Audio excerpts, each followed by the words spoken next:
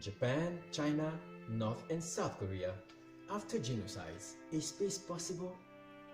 My dear readers and friends, ladies and gentlemen, for those who don't know me yet, I'm Bayemy Biyick, theoretical researcher and author of the Paekche's Principle, a historical, rational and operative law that coherently restructures the history of Asia and offers effective and lasting solutions to the Korean Peninsula issues and tensions and multiple puzzles of the national histories of Japan, North Korea, South Korea and China. Now, I will be simple, clear and straightforward. Since 2014 and the conclusions of my basic research program on the antiquity of Northeast Asia, we precisely know the origin of the ongoing political, economic and military tensions between North and South Korea, Japan and China. It is the genocide of tens of millions of the black ancestors of the Japanese who once lived in Kudara, an African culture-centered kingdom then located at the current site of South Korea.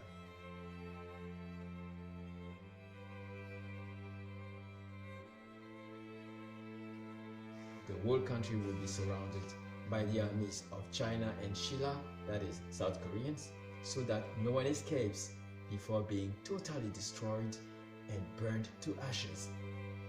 All inhabitants were exterminated as well as animals. This genocide was conceived, planned, financed, organized, and executed between 658 and 660 AD by China, with white supremacy as its political and religious ideology. Ladies and gentlemen, my dear readers and friends, here is the source, the origin of all tragedies which will occur for 14 centuries until today between Japan and its neighboring countries.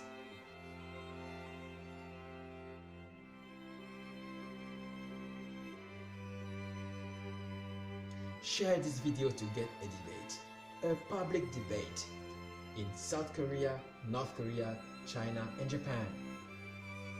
Those who know these historical facts will speak more freely and politicians will be more daring in the actions and solutions proposed.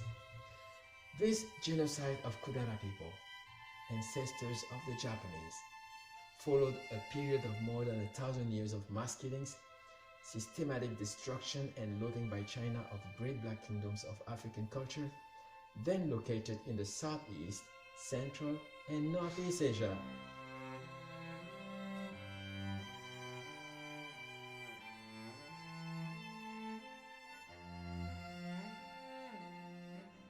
The survivors, mainly scholars whom China needed for the understanding and translation of looted scientific texts of the original Buddhism, would be enslaved.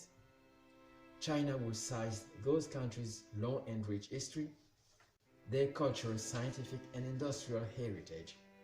This generalized looting and related goods trafficking took place at continental scale along major routes militarily controlled by China, the Silk Roads.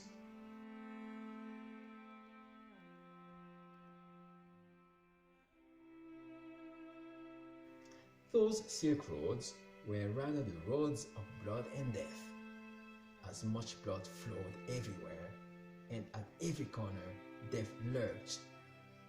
Thus, the Japanese are the only nation that could survive after that very long period of genocides, and their archipelago is only the remaining maritime part of what used to be the Great Kudara Kingdom.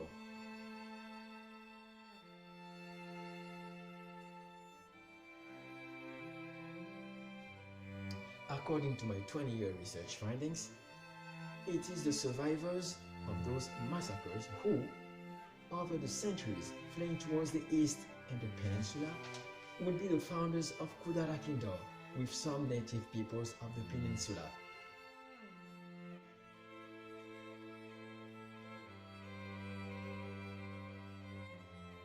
The kingdom will later be extended beyond the sea to the west part of the land that is known today as Japan. Kudara, a political and cultural experience unique in humankind history, would experience a meteoric rise to become in a few centuries the most brilliant civilization in Asia history. Kudara is Asia's historical middle kingdom, not China.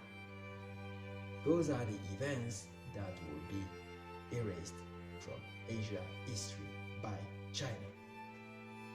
My dear readers and friends, ladies and gentlemen, it is essential that we reclaim this real fact of history. Sharing this video with our families, our friends, and colleagues across Asia and the world will radically change the outlook and the way to understand and resolve the tensions in the Korean Peninsula. There are many more historical facts, such as the transfer of all scientific, cultural, official, and popular traditions from Kudara by China to Li Zhongye, the founder of the Korean Joseon dynasty at the end of the 14th century. His successors will engage in the forced Africanization of the Korean kingdom and Korean people, whose currently official traditions are those of Kudara and not Shilla, who are their true ancestors. The most visible and obvious example is the writing system known as Hangul, currently used in North and South Korea, and which is in fact Kudara people's intellectual property. You will find both the results and detailed demonstrations of this scientific research program in my book, Paekche-Kemet-Africa-Yamato, The Great Secret of Asia. It is available on lulu.com, lulu.com, in English and French, and soon in other languages. Official governmental institutions or agencies in Japan, China, North and South Korea received my work as soon as the research article was published in 2014. They had 5 years to assess it and for taking useful actions or measures before I could widely disseminate my theory. Ladies and gentlemen, my dear readers and friends, in order to provoke a public debate in China, South Korea, North Korea, and Japan, I ask you to widely share this video so that the personalities and organizations who work to solve this problem will have more freedom and find more room for action for a viable and long-term solution. Thank you very much for your collective and personal commitment to serve this noble cause.